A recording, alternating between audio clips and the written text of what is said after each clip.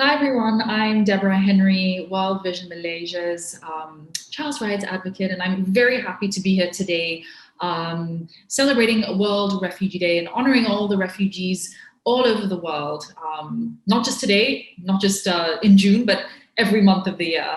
And I'm really pleased to be joined by two of the panelists. I'm going to be moderating today's discussion, Understanding the World of Refugees. And I'm really happy to be joined in Malaysia as well. We have Heidy Quah. She runs Refuge for the Refugees. And speaking to us all the way from Lebanon, we have Josephine Haddad. Thank you so much for joining us today. And I think it's going to be quite an exciting discussion, getting the perspectives, not just from Malaysia, but also Lebanon. So I'm very excited. And in fact, I've been to Lebanon and had the privilege of visiting World Vision's programs in Beirut and outside of Beirut in Bekaa Valley. So I'm really excited to hear what you have to say as well today, Josephine. So before we dig into this conversation, I'd like to share a little bit about the work that I do. All three of us here today are very much involved working with the refugee community in various different capacities. And for myself, I co-founded a nonprofit about 10, 11 years ago. We work mainly in the education space. It's called Fugee, and fast forward many years, we've expanded to run not only education programs, but livelihood programs, and really trying to rip off the charity band-aid that we talk about and really look at how we can really empower and work to help individuals achieve some amount of self-reliance in their lives, to rebuild dignity and to live, as difficult as it may be, with more fulfillment for themselves and their families. I also founded a social enterprise called Fugee a few years ago. We make very cool fashion accessories like what I'm wearing today. And we seek to provide income opportunities and skills trainings to refugee youth, but ultimately to be able to financially support the running of our education arm. So that's a little bit about what I do. And I'd like to now pass the mic to Heidy, to tell us a little bit about Refuge for the Refugees. Yeah, thank you so much, Deborah. So my name is Heidy. I run a nonprofit organization called Refuge for the Refugees. I've been working with the refugee community for about a decade now. Started in 2012 when I was about 18 years old. And today we run, our focus has always been education. We recently started doing a bit more advocacy work, as well as, finding ways to empower and equip our communities with skills so that they can find ways to sustain the community. Today we run about 35 schools, 2 shelter homes, and a social business school. And we're constantly just finding ways to give the voices back to the refugee community, to train up leaders in media and advocacy especially, so that they can become their own advocates. Thank you so much, Heidy. I love you have 90 seconds, go, and you do it very well. But I'm sure we'll get into it. So much more to hear from you.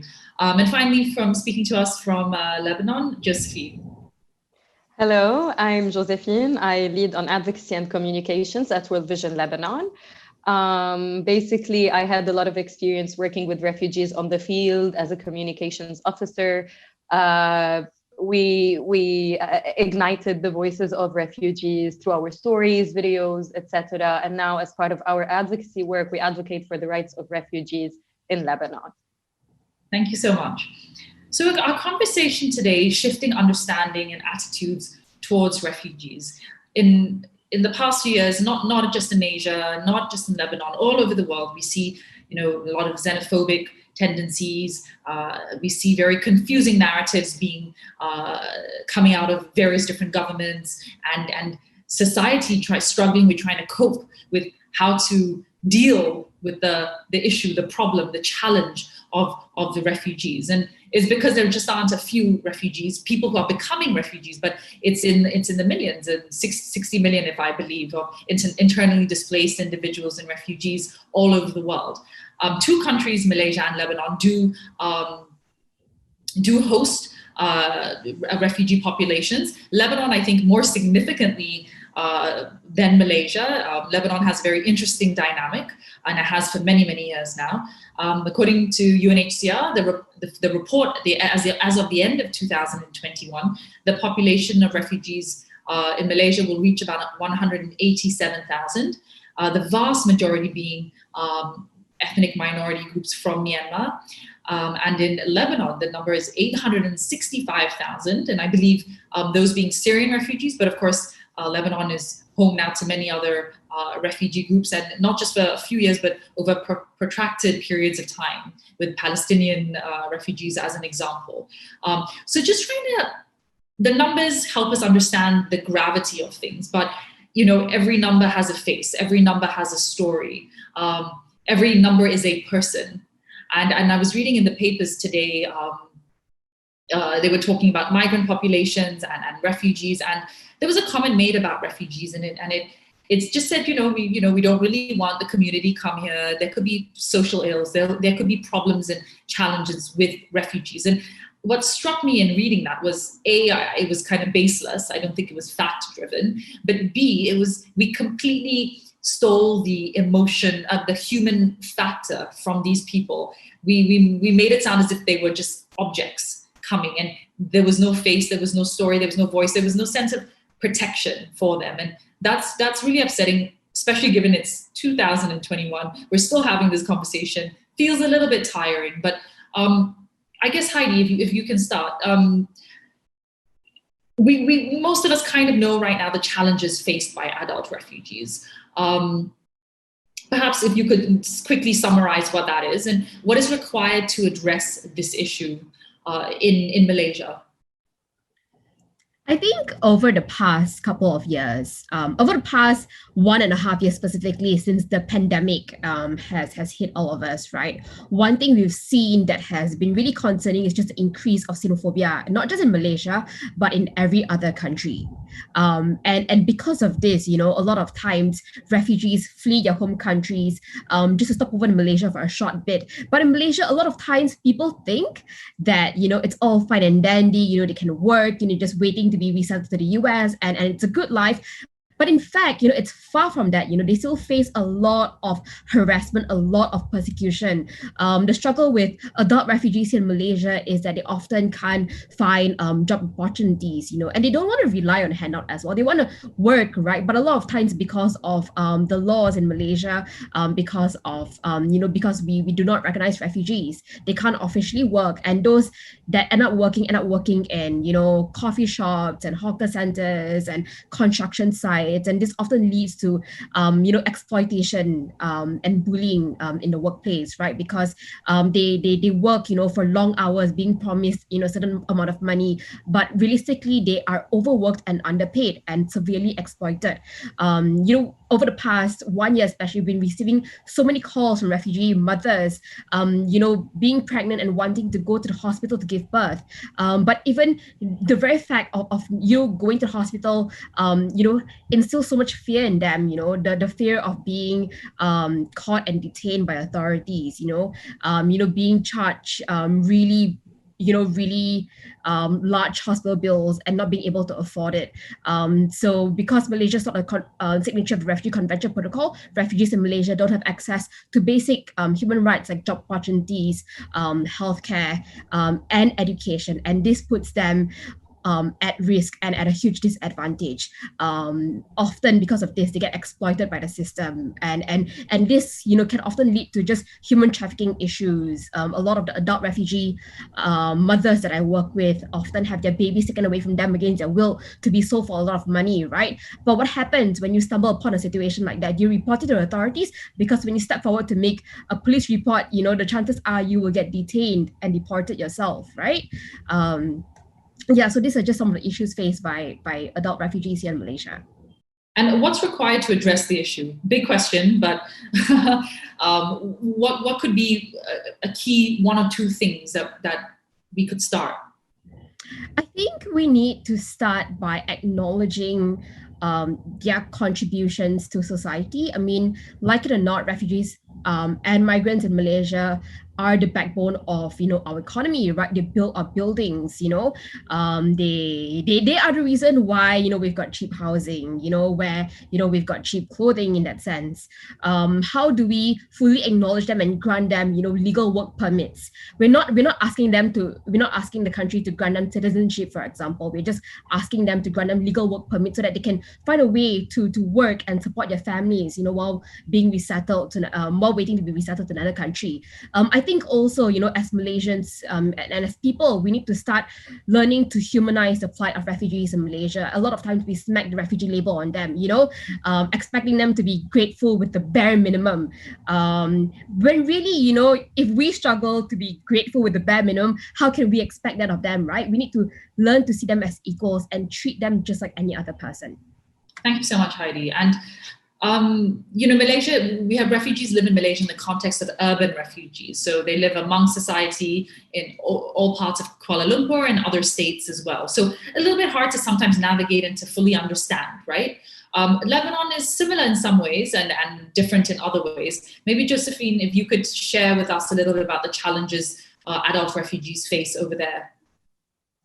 Yes, so basically, I'm going to give a brief overview of the context in Lebanon. Basically, we reached a point in Lebanon where we had 1.5 million refugees and 4 million Lebanese people. And Lebanon is 10,452 kilometers squared. It's one of the smallest countries in the world. So it did have the highest number of refugees per capita, and between every 4 individuals, there's one refugee, be it Syrian, Palestinian, Iraqi, as you mentioned. So this was the sort of, still is the situation in Lebanon, because basically Lebanon is going through a very stressful period at the moment. We haven't witnessed this since the civil war, with the economic crisis, the currency collapse, everything. So basically, refugees entered Lebanon since 2011, when the war started. Lebanon opened its borders to Syria. It's a bordering country of ours. And since then, we've had an influx of refugees.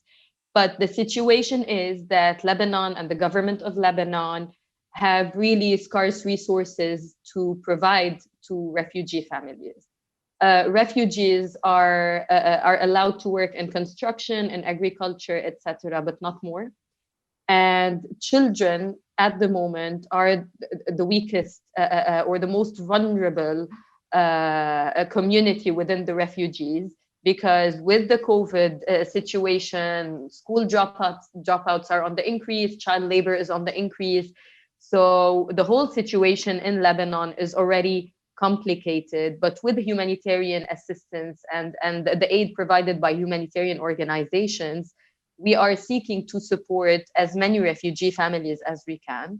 So basically, it's a bit similar. There is tension, of course, between the communities in Lebanon because of the economic crisis. There's tension everywhere. There's very scarce resources, oil, water, everything.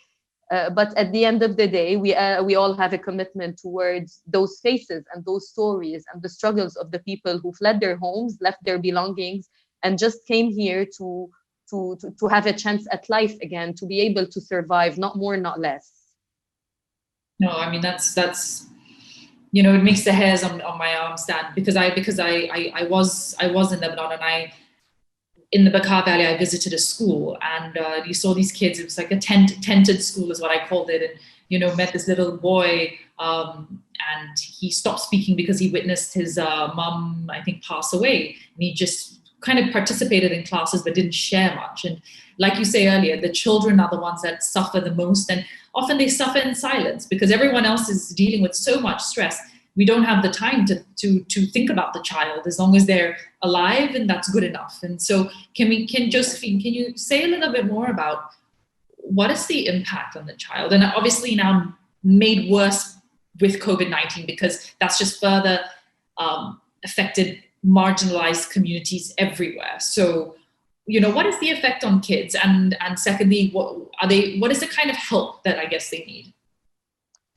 First of all, they need retention in schools, because this is something that is deeply missed right now at the moment with COVID and remote learning. And refugees, they cannot afford devices to secure remote learning. They don't have laptops, they don't have data bundles for internet.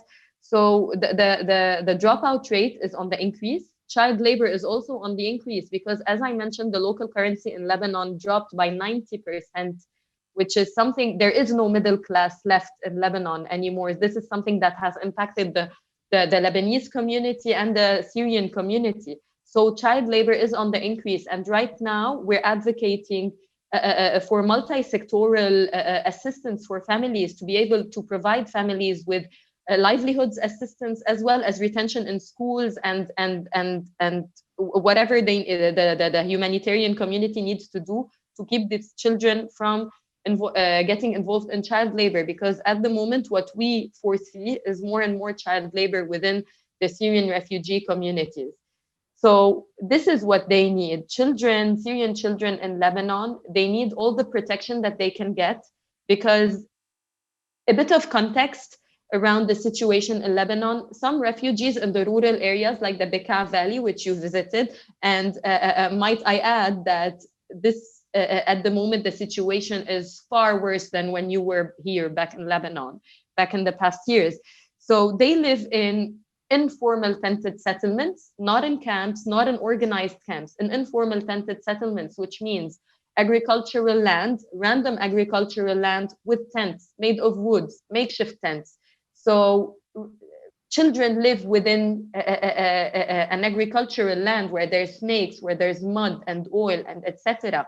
And sometimes these tents happen to be on the sides of the road. So children have no protection whatsoever. The only way parents can protect their children is by keeping them inside the tent. And in the storm season, you have snow, you have tents that are falling apart, etc. So this is one of the many hazards that children are facing. And you said something, that the fact that they're alive, some people perceive it as, okay, fine, they're alive. But these children, when I worked on a project in the past years, we asked them to draw their memories of Syria. The amount of violence that we saw within these drawings is extremely shocking. These children are severely distressed. They are severely distressed. They have witnessed things that no child should have seen. And at the moment, they're not living a better reality. They are protected from bombings, but they're not protected within their childhood. They don't go to school. They work in extremely risky conditions for long hours, and at the same time, their future is limbo. So there is nothing that guarantees they will have a better future for them. Yeah. And this is exactly what these children need. They need protection, they need education, and they need assistance at the time being. Yeah. Thank you so much for sharing, Josephine. And I think there are a lot of parallels with Malaysia. Perhaps Heidi, you can share more. Yeah, in Malaysia, it's similar in some ways for the refugee children. Given the pandemic, we've seen an increase in just dropout rates in schools. We've seen our older kids, who are forced to choose between tuning in for online sessions or, having to find a job anyway, to find ways to support their families, only because jobs are so scarce, right? But a lot of times, the communities, they hang on to jobs anyway because they can be working the same hours but paid a lot less. But every ringgit goes a really long way for these families. In terms of just aid provided, right? Over the past couple of weeks, especially now that we are in yet another total lockdown, every single day I receive calls, up to 50 calls sometimes, from mothers, from grown men and women crying, telling me that their children have not eaten in 3-4 days. And it's really heartbreaking, right? Because how can we, even though our focus has always been education, right? How can we push for education when these kids don't even have a meal to eat? So it is, and considering just the amount of stress that all of us are under, a lot of times these kids are now cooped up at home, maybe with 14, 15 other people that are under tremendous stress themselves. These put them at risk, to a lot more violence that can happen at home, just because, they are undergoing so much stress and so much trauma, but they have no idea on how to effectively manage it. In addition to all of this, last year during the lockdown, we saw a mass arrest of refugees and migrants happen. This year it's happening again. And what's scary from all of this is that we have had kids being separated from their parents overnight. We work with just a very small network. It might be 35 schools, but really it's a small network of schools and communities that we'll work with, right? But today we can identify at least 20 children who are forced to be separated from your parents overnight once again because of the mass arrest that took place. Imagine the trauma that these kids go through, not knowing when and if they will ever be reunited with their parents once again. Yeah.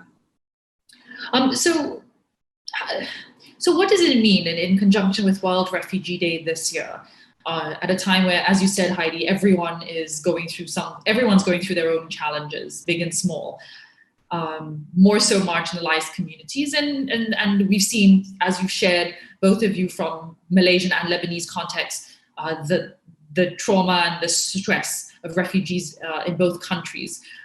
What does it mean to stand with refugees at a time like this? And why is it important? Heidi?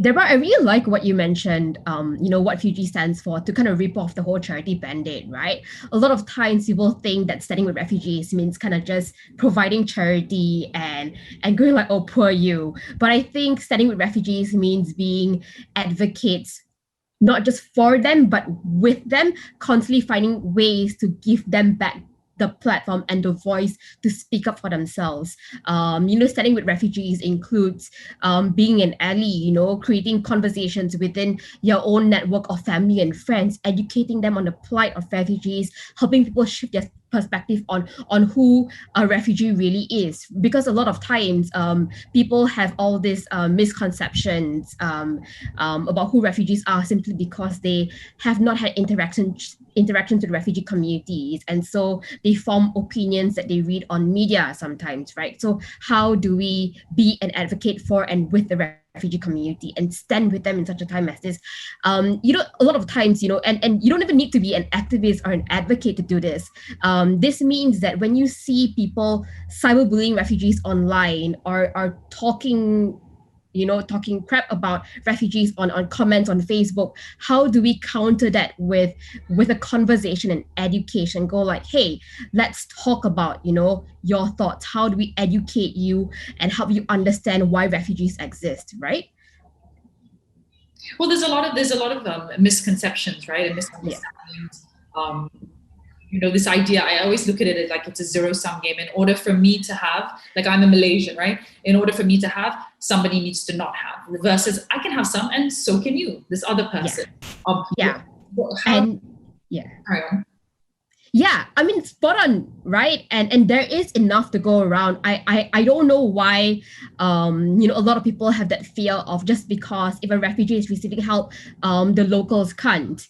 I believe that there's always enough to go around. And how do we educate people in a way to help them understand that? Yeah. Josephine, what are your thoughts on this? Standing with refugees is basically standing for human rights.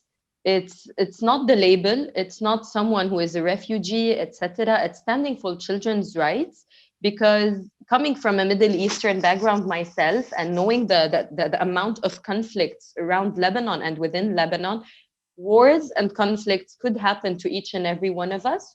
Our rights could be ripped from us at any moment, and we want to be treated fairly.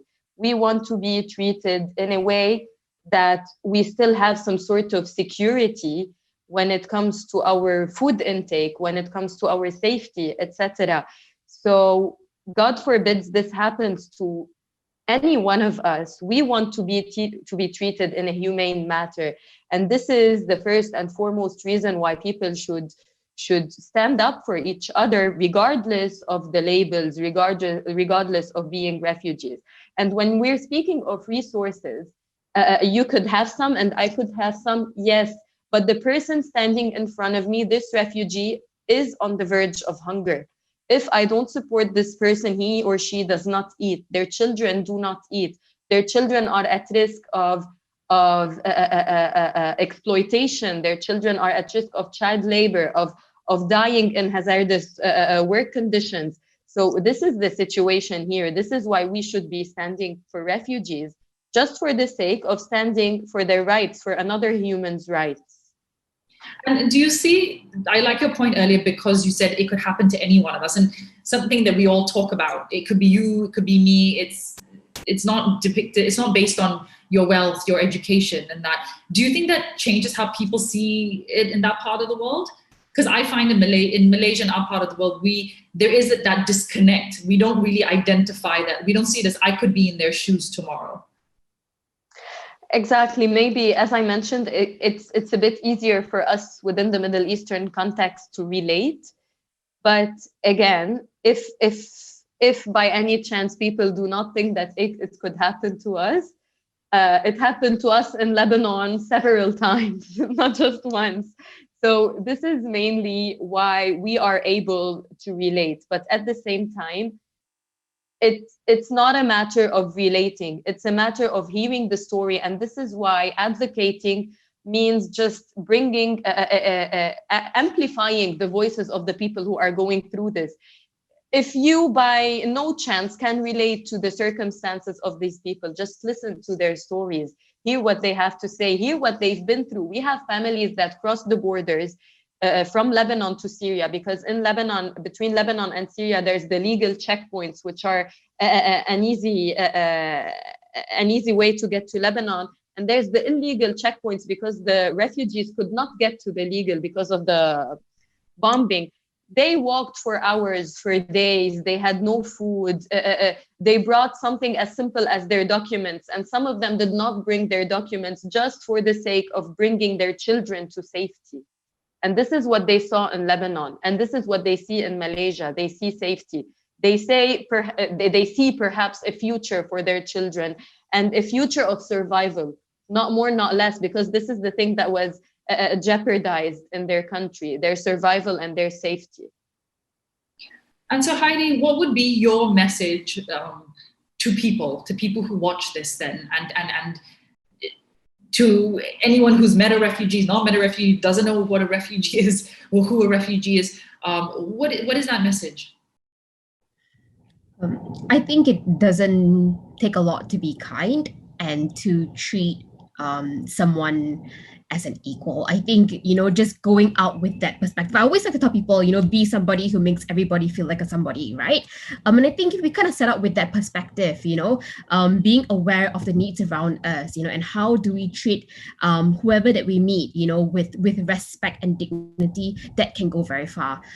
For those, for a lot of times people come to me, feeling that, wanting to work with refugees, but feeling that, they need to commit their entire life to doing it. And it feels almost too daunting. I always tell people that you don't need to be an advocate or an activist to support refugees. You can be a regular local Malaysian, for example, and still play your part, in speaking up against injustice and in highlighting the plight of refugees in Malaysia, in educating your friends and your families, about the plight of refugees in Malaysia, and actively in your own capacity, like you, Deborah, finding ways, to give them back the voice, through entrepreneurship, right? Because I think it's high time that we stand with refugees, and beyond standing with them, we kind of rip off the charity band-aid. We don't do it just because we are doing charity. I'm sorry, I'm just a little bit sensitive about the word charity in general, right? But we do it because it's the right thing to do, to stand with them, and to support them through their circumstances, knowing fully well that tomorrow it can be us, and when we're on the other side of the shore, we want to be treated with respect and dignity as well. Absolutely. And just echoing what Josephine said earlier, it's about being human. And I think coming out of this pandemic, realizing that, we all get affected. We're at risk with COVID-19. Like they say, same storm, many of us were in different boats, depending on our levels of privilege. But it can be us, and really looking beyond the labels of gender, race, religion, nationality, passports, wealth and education, to a very, very human level. And I think that's something that if we can all find our empathy with that, especially in Malaysia, I help because you need it, you're a human being, you need help, and I'm doing it. No questions asked in that sense. A place we need to get to be able to help people who just need that little bit of a helping hand, right? A little bit of a step up. But thank you so much, Heidy. Thank you so much, Josephine, for joining me for this quick chat.